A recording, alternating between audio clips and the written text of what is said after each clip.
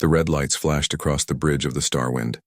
Captain Jake Morris sat in his chair, watching the emergency message play for the third time. The hologram showed a man with dirty clothes and fear in his eyes. "This is Colony 7 on Kepler 442b, the man said, his voice shaking. "We are under attack. Strange ships came from nowhere. They took our people. They took our children. Please, if anyone gets this message, help us." The message ended. Jake looked at his crew. Security. Chief Lisa Grant stood next to him, her hand on her weapon. Pilot Danny Kim sat at the controls, ready to move.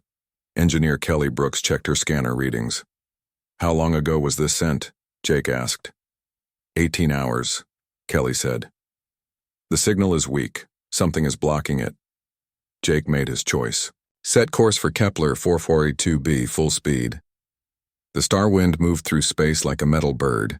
It was not the biggest ship in the human fleet, but it was fast. Jake had been a captain for 10 years. He had seen many things in space, but distress calls from colonies always made him worry. Colony 7 was small. Only 300 people lived there, mining rare metals from the planet's mountains. Most of them were families. They had children, homes, lives. Now they were gone. "Coming up on the planet now," Danny said. Through the front window, they could see Kepler 442b. It was a brown world with 2 small moons. The colony sat in a valley between tall mountains. Even from space, they could see something was wrong. "I'm seeing burn marks," Kelly said, looking at her screens. "The buildings are damaged. No life signs." They landed the Starwind near the colony. Jake, Lisa, and 2 other crew members put on their suits and walked outside. The air was thin but breathable. The silence was complete. The colony looked like a war zone. Scorch marks covered the ground in strange patterns. Some buildings were melted, their metal walls turned into twisted shapes. Crystals that glowed with blue light were stuck in the walls and ground. "I've never seen anything like this," Lisa said, kneeling next to one of the crystals. She scanned it with her device. "It's not from any human weapon." They searched the buildings one by one. In the main hall, they found signs of a fight. Tables were turned over. Burn marks covered the walls. But no bodies. No blood. The people were simply gone. "Captain," called Tom Baker, one of the crew members. He was standing in front of a computer terminal. "I found something." The computer was damaged but still working. Tom had pulled up the colony's security records. The last entry was 18 hours ago. "Look at this," Tom said, pressing a button.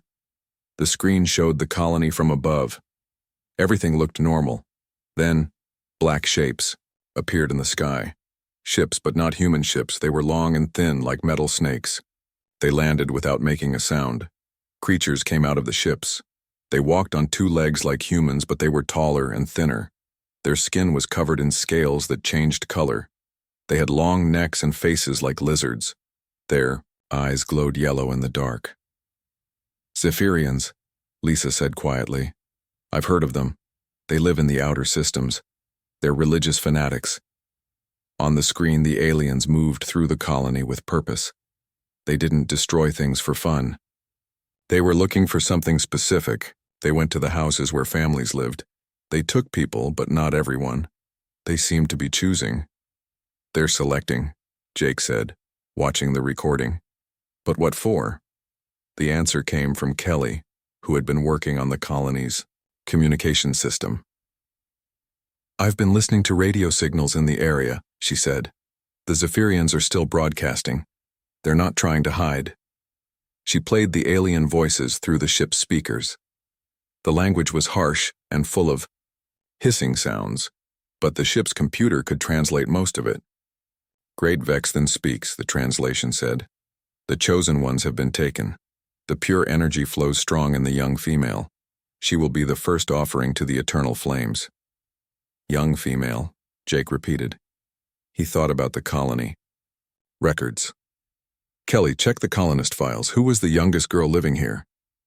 Kelly's fingers moved across her controls. "Amy Collins, 16 years old, daughter of the chief engineer. She was born on Earth but came here with her family 5 years ago." "They took her specifically," Lisa said. The Zephyrians can sense something in humans, especially young ones. They think it's some kind of spiritual energy. Jake felt anger rise in his chest. He had seen what the Zephyrians did to their prisoners. They didn't just kill them, they used them in their twisted religious ceremonies. They believed that sacrificing other species would please their gods. "Can we track them?" he asked. "I'm working on it," Danny said from the pilot's seat. "The Zephyrian ships leave a strange energy trail. It's faint, but I can follow it." They worked for 2 more hours, checking every building and gathering information. The picture became clear. The Zephyrians had taken 47 people from the colony, men, women, and children. But Amy Collins was special to them. She was going to be their main sacrifice. "I've got the trail," Danny said finally. "It leads to the Dragon's Graveyard." Everyone on the ship went quiet. The Dragon's Graveyard was a place that spacers talked about in whispers. It was a region of space filled with massive bones floating in the void. No one knew what kind of creatures they had come from. The bones were bigger than ships, bigger than space stations. They formed a maze of death that stretched for light years. "No one goes to the graveyard," Kelly said. "The navigation is too dangerous. The bones interfere with sensors." "The Zephyrians went there," Jake said. "And so will we." He looked at his crew. They were afraid, but they trusted him. They had been together for 3 years, through many dangerous missions. They were more than crew members. They were family.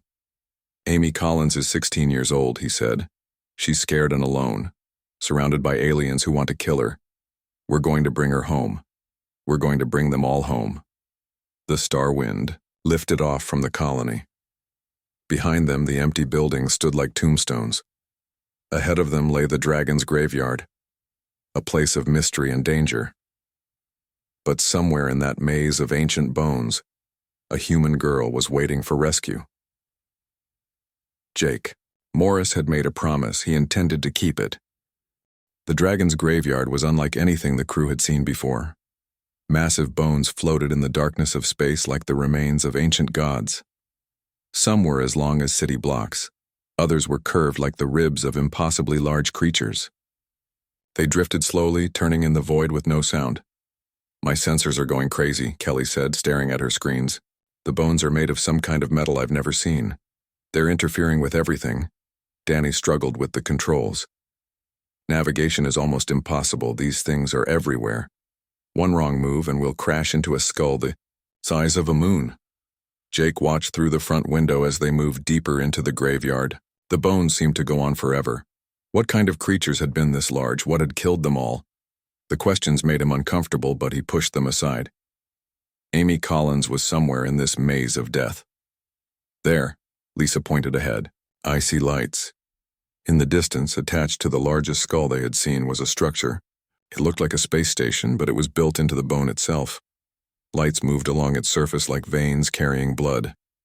Ships were docked around it, the same snake-like vessels that had attacked the colony. "That's where they are," Jake said. "That's where they took our people." "Captain," Kelly's voice was worried. "I'm reading energy signatures from that station.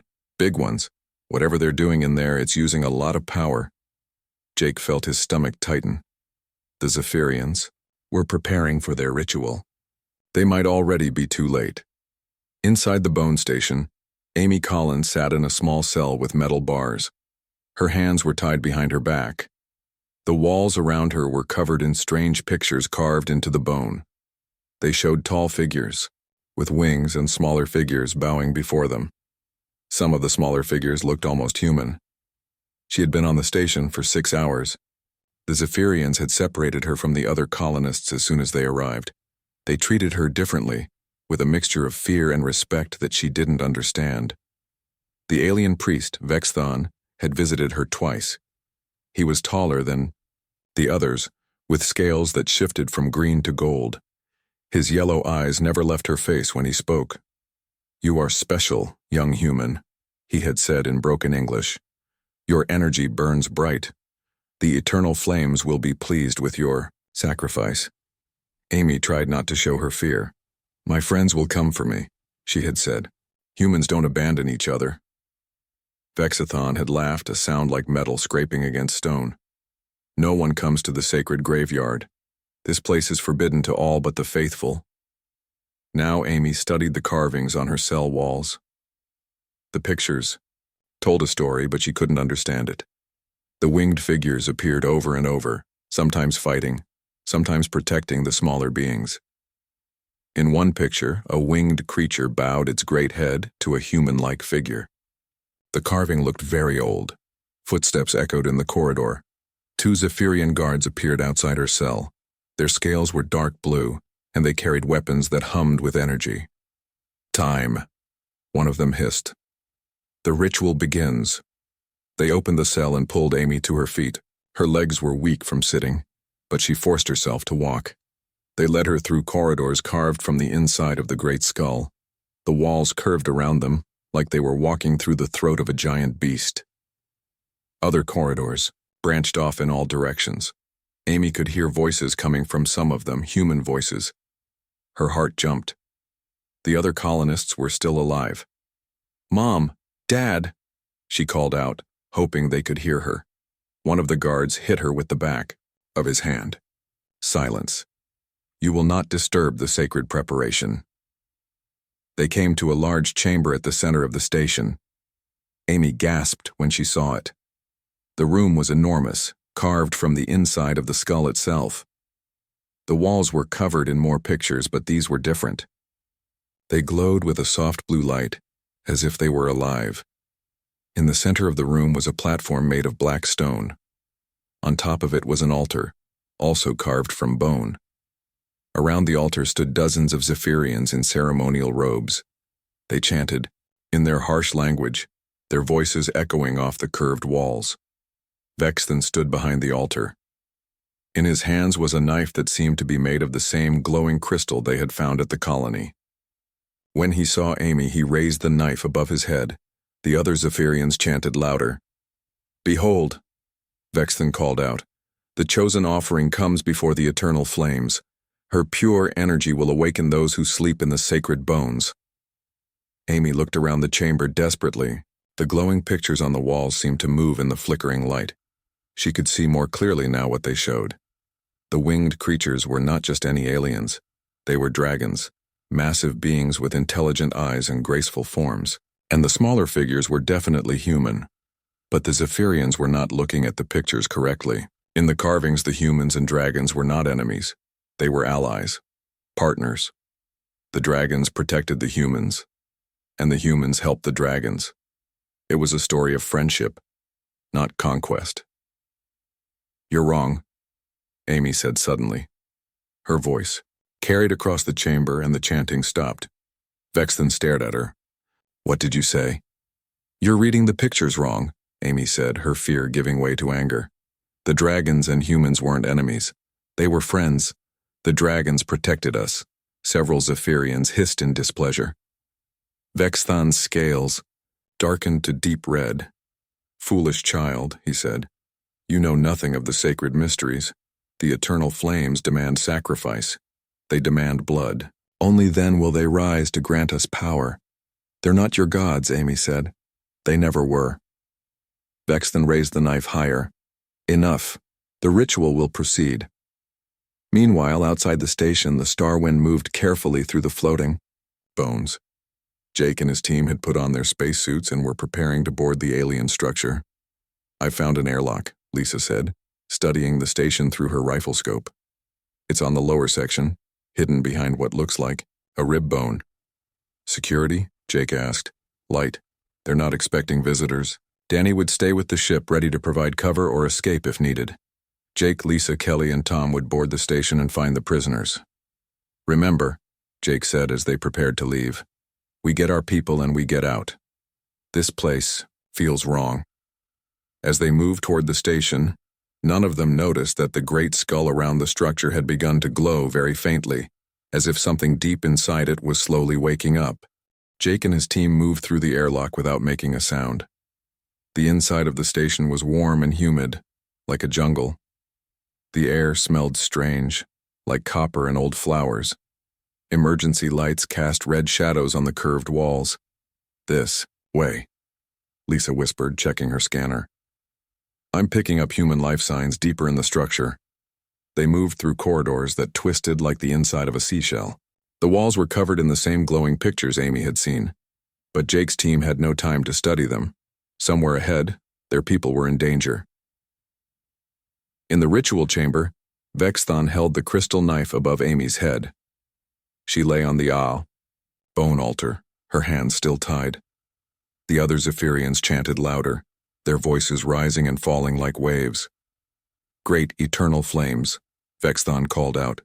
Accept this offering. Let her pure energy awaken you from your long sleep. Grant us the power we seek. Amy closed her eyes and thought of her parents. She thought of her home on Earth, with its blue skies and green trees. She thought of Captain Morris and his crew, hoping they were somewhere nearby. The knife began to come down. But as the crystal blade touched Amy's skin, something incredible happened. The moment her blood hit the bone altar, every carving in the chamber blazed with brilliant light. The glow spread from the altar to the walls, then through the corridors, then throughout the entire station. The Zephyrians stopped chanting. They looked around in confusion as the light grew brighter and brighter. What is happening? One of them hissed. Vexthon stepped back from the altar, the knife shaking in his hands. This is not right. The awakening should be gentle, controlled. But there was nothing gentle about what was happening. The great skull that surrounded the station began to move. Slowly at first, then with growing strength. The bone structure creaked and groaned as joints that had been still for millions of years began to flex. Amy felt it first. A presence in her mind, vast and ancient and powerful. It spoke without words, communicating in emotions and images that flooded her thoughts. Child of the friend kind. You have been harmed. The voice was deep and sad, like the sound of wind through mountains. Amy opened her eyes and saw that the carvings on the walls were moving now, telling their story over and over. Dragons flying through space, humans building ships, the two species working together to explore the galaxy. We remember, the voice continued. We remember the alliance. We remember the friendship. We remember the promise. Who are you? Amy whispered. I'm Tharnex, the Starwing. I am the last guardian of this sector. I have slept long, waiting for the friend kind to return to the stars. The station shook as the great skull turned in space. Through the chamber's viewing ports, Amy could see stars, wheeling by. The dragon was moving, carrying the station with it. The Zephyrians fell to their knees in terror. Their chanting had turned to screams. Vexthon dropped the crystal knife and it shattered on the bone floor. Impossible, he gasped. The bones are dead. They have been dead for eons. Not dead, came the dragon's voice, and now all the Zephyrians could hear it too. Sleeping, waiting, dreaming of the day when the friend kind would sail the void again. Jake and his team felt the station shake around them. The walls groaned like a living thing in pain. What's happening? Kelly asked, grabbing onto a support beam as the floor tilted. The whole structure is moving, Tom said, checking his instruments. It's like the station is alive. Keep moving, Jake ordered. Whatever's going on, our people are still in danger. They reached a section where they could hear human voices. Through a grate in the floor, they saw a large room filled with colonists. The prisoners were tied up but alive. Jake felt relief wash over him. There they are, Lisa said. 46 people. That means one is missing. Amy Collins, Jake said, grimly. She's somewhere else, probably with their leader. They began working to free the colonists. But as they cut through the floor grate, the dragon's voice filled the station again. The scale spawn have committed great sacrilege. They have tried to harm the friend kind in my sacred resting place. This cannot be forgiven. In the ritual chamber, Vexthon and his followers cowered before the altar. The light from the carvings was so bright they could barely see. Amy sat up on the altar, her bonds somehow loosened by the dragon's power. You don't understand. Vexthon pleaded to the empty air. We worship you. We have built our religion around your greatness. We are your faithful servants. You are nothing to me, Tharnex replied, his mental voice filled with disgust. You perverted the sacred stories. You turned friendship into slavery. You made allies into sacrifices. Amy stood up from the altar. She could feel the dragon's presence, all around her, protective and warm. The ancient being was angry, but not at her. Its rage was directed at the Zephyrians who had misunderstood everything. The carvings tell the truth, she said to Vexthon. Humans and dragons were partners. We helped each other. We explored the galaxy together. You turned that into something ugly. Vexthon stared at her. But the legends say the eternal flames demand sacrifice. They demand blood and pain. Your legends are wrong, Amy said. Dragons don't want sacrifice. They want friendship. They want the partnership they once had with my people. The dragon's voice came again, gentler now, but still powerful. The friend kind speaks truth. Long ago, when the galaxy was young, we flew together among the stars. Humans built the ships. Dragons provided protection and guidance. Together, we were stronger than either could be alone. What happened? Amy asked. Why did the partnership end? Catastrophe, Tharnax replied sadly.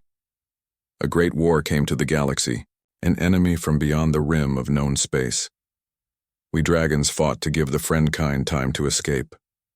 Many of us fell into deep sleep to preserve our strength. We waited for the friend kind to return with their starships. We forgot, Amy said, understanding. Humans forgot about the dragons. We thought you were just legends. But now you have returned. I feel your ships moving through the void. I sense your colonies on distant worlds. The time of waiting is over. Throughout the station, the Zephyrians were in panic. Some prayed for forgiveness. Others tried to run, but there was nowhere to go. They were inside a living creature that spanned kilometers, floating in the void of space. Jake and his team had freed the colonists and were moving toward the ritual chamber. They could hear the dragon's voice echoing through the corridors, speaking of ancient friendships and broken promises. Captain, Kelly said, her voice filled with wonder. Are we really inside a living dragon? Looks that way, Jake replied. And if what it's saying is true, humans and dragons used to be allies. They reached the entrance to the ritual chamber, just as Amy walked out, unharmed and glowing with the same light as the wall carvings. Behind her came the sound of Zephyrians begging for mercy. Amy, Jake called out, relief flooding his voice. The 16-year-old girl turned toward him and he saw something different in her eyes. They held a depth that hadn't been there before, as if she had seen things beyond human understanding. Captain Morris, Amy said, her voice calm despite everything she had been through. You came for us. Of course we did, Jake replied. Are you hurt? Amy shook her head. No. But everything has changed. The dragon is awake, and it remembers. Behind her, the ritual chamber filled with light so bright it hurt to look at. The Zephyrians inside were on their knees, their scales pale with terror. Vexthon crawled toward the entrance, his ceremonial robes torn and dirty. Please, he begged, speaking to Amy as if she could control the dragon's anger. We did not know. We thought we were serving the sacred ones. Forgive us. Amy looked down at him with pity. I can't forgive you. That's not my choice to make. The dragon's voice filled the station again, speaking to all who could hear. Scale spawn, who perverted the sacred memory. You turned alliance into slavery. You made friendship into sacrifice. Your punishment must fit your crimes. The station shook as Tharnax moved through space. Through the viewing ports, they could see other bone structures in the distance. But now those bones were glowing too, one by one, as if the dragon's awakening was spreading throughout the graveyard. Captain, Kelly said, checking her scanners. I'm reading energy signatures from dozens of the bone structures. They're all waking up. Jake felt a chill run down his spine. How many dragons were sleeping in this graveyard? How many ancient beings were stirring to life after millions of years? Do not fear, friend kind, Tharnax said, sensing Jake's worry. My kin, wake gently. We have waited long for this day. The galaxy will know peace again. Amy stepped closer to Jake. He wants to speak with you, Captain. He says you represent your species here.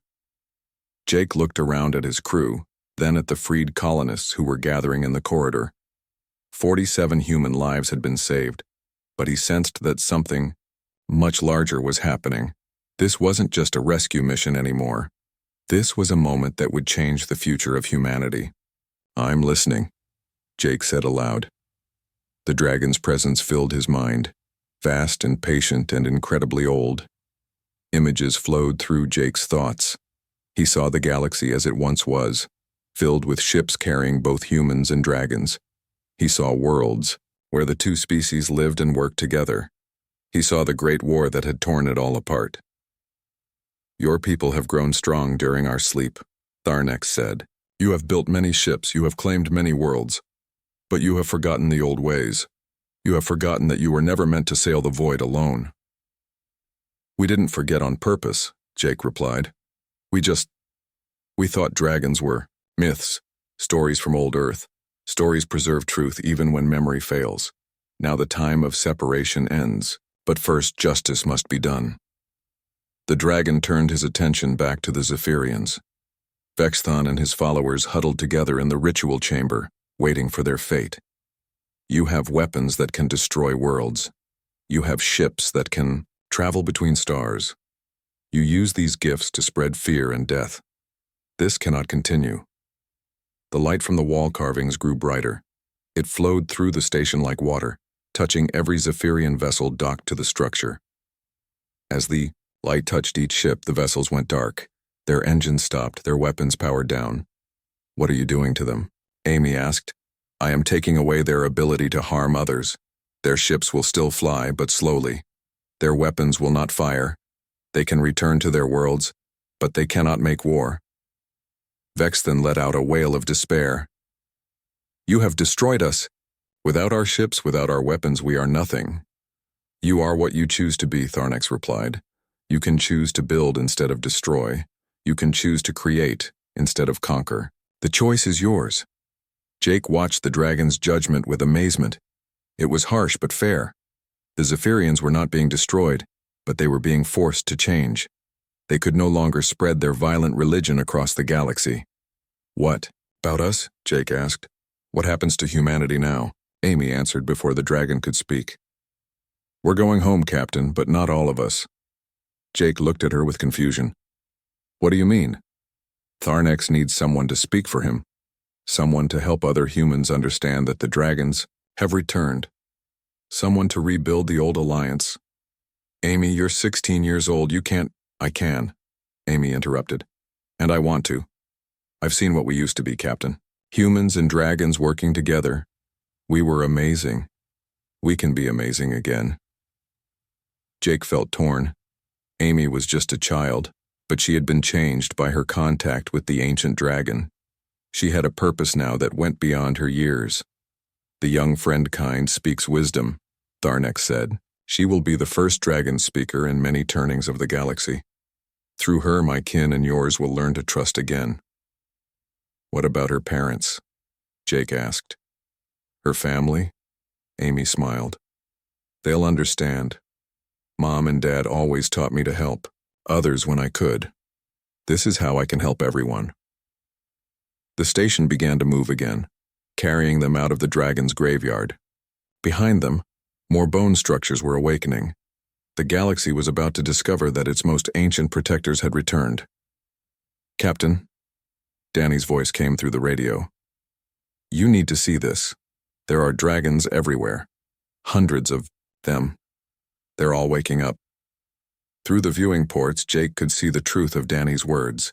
Massive forms moved between the bones, creatures of incredible beauty and power stretching wings that spanned kilometers. They had been sleeping for so long that their bones had become part of the graveyard itself. Now they were alive again, ready to reclaim their place among the stars.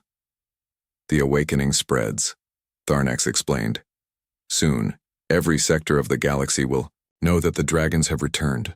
Some will welcome us, others will fear us, but all will respect us. The Starwind followed Tharnex as he carried the station toward the edge of the graveyard. The freed colonists would be returned to human space, their story spreading across the colonies. Amy would stay with the dragon, learning the old ways and preparing for the great reunion between species. As they traveled, Jake thought about what this meant for humanity. For generations, humans had believed they were alone in the universe, or at least alone among the friendly species. Now they would learn that their greatest allies had been sleeping, waiting for the right moment to return. The dragon's graveyard fell behind them as they moved toward the stars. But it was no longer a graveyard. It was a nursery, a place where ancient guardians had waited through the long night for their friends to come home. Now the waiting was over, and the galaxy would never be the same.